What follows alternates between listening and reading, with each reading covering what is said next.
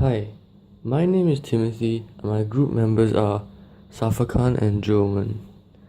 Today, we are going to be learning about the effects of circular motion and forces on a car driving on a banked road.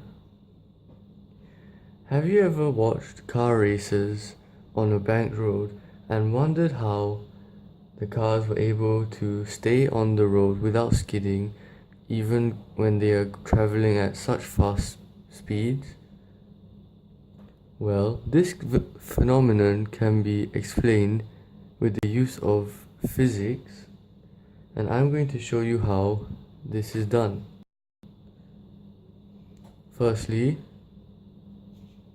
we shall look at part A of this example to understand how a car does not skid on flat ground. Part A says that a small car of mass 1 times 10 to the power of 3 kg is moving at a speed of 13.9 meters per second. The driver approaches a bend with a 90 meter radius and he does not slow down.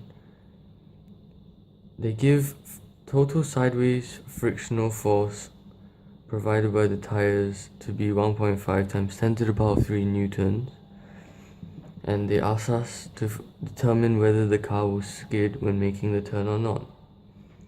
To do so, we look at the car from the top view.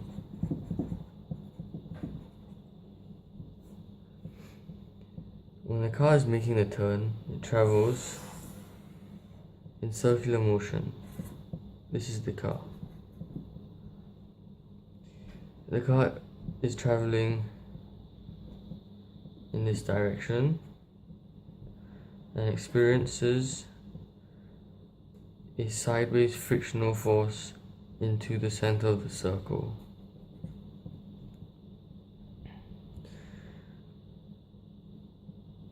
As this is flat ground, friction equals to the centripetal acceleration, which is mv squared over r.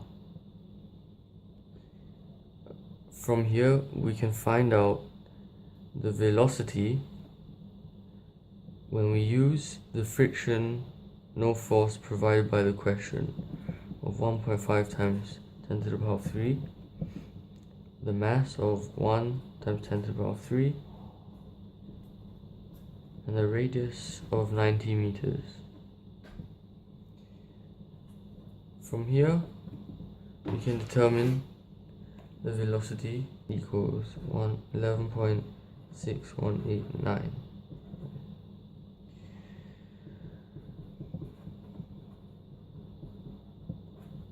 After finding this value, we determine whether the car will skid on flat ground by comparing it to the velocity that is given in the question.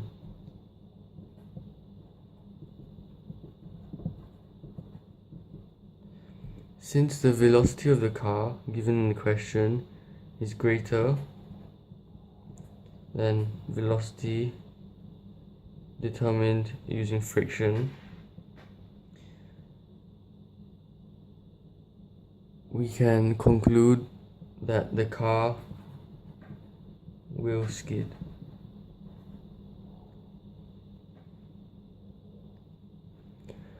Now, to understand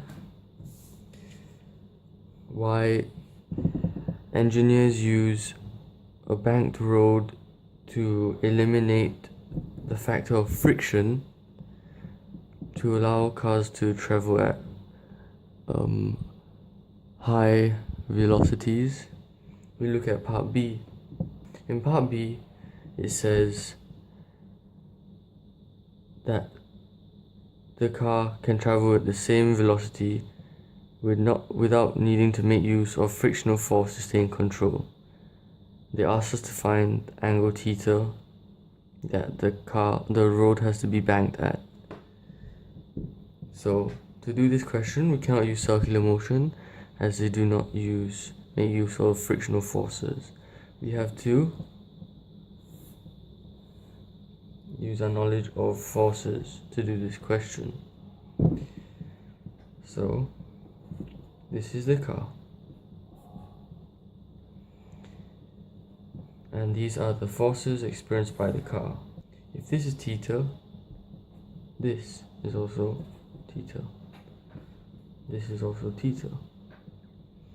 Therefore, this will be r cosine theta and r sine theta. There's also the weight of the car acting downwards. So to do this question, to find theta, firstly, you have to take r sine theta and equate it to centripetal acceleration. Our second equation, we'll take the r cosine theta and equate it to the weight. This is upward equals downward force. This is, number one is inward equals outward force. Now, we take 1 over 2 and we get tangent theta, as the r will cancel off, equals v squared over rg. Now from here, we can find theta will give us tangent inverse v squared, stated in the question, is 13.9 squared. R is 90 and g is 9.81. We find out that theta will give us 0.215439